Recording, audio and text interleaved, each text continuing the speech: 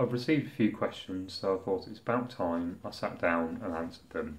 The first question, it might seem a little bit odd that I'm starting with this, but it'll make sense. The question I frequently get asked is, are the commando tests hard? Well, in short, yes, they are hard. They're designed to be hard. However, training is progressive. When you start training, they don't expect you to be able to complete the commando test because they know you simply won't be fit enough. You don't need to get fit enough to do the commando test before you start training. Which leads me on to the second one. Quite a few people have asked me why the careers officers and the training teams tell you not to do weighted walks before you start training. There's a few reasons behind this. First one is injuries. If you're putting on lots of weight on your back and you're not used to it, you're more likely to get injured than if you just go for a run or go for a walk without any weight. Second of all, like I said before, training is progressive.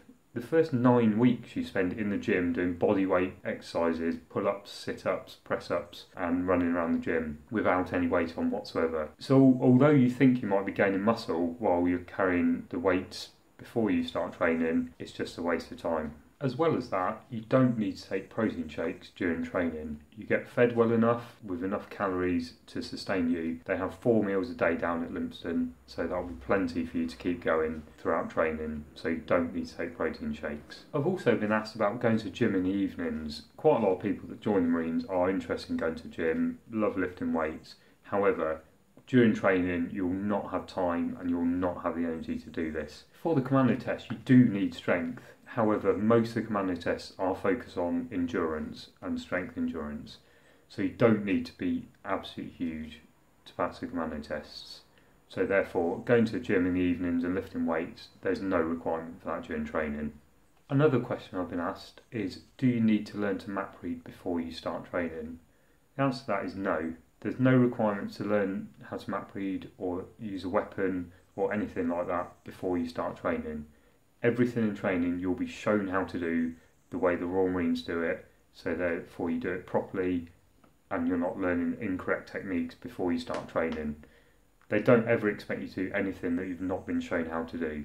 Another question is, how long does the recruitment process actually take? For that, there's no actual set answer. It can be done in as little as 2.5 to 3 months or as long as 12 to 18 months. So when you're applying, it is not a quick process, so don't expect things to move very, very quickly. There's certain things you can do to help speed up the process. Any information that your careers office requests of you or any forms they ask you to fill in, do it straight away and get it back to them.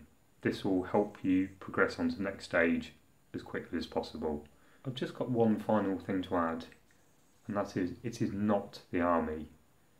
Not that there's anything wrong with the army, however, it's just the process. The process for the Royal Marines is completely different to the army.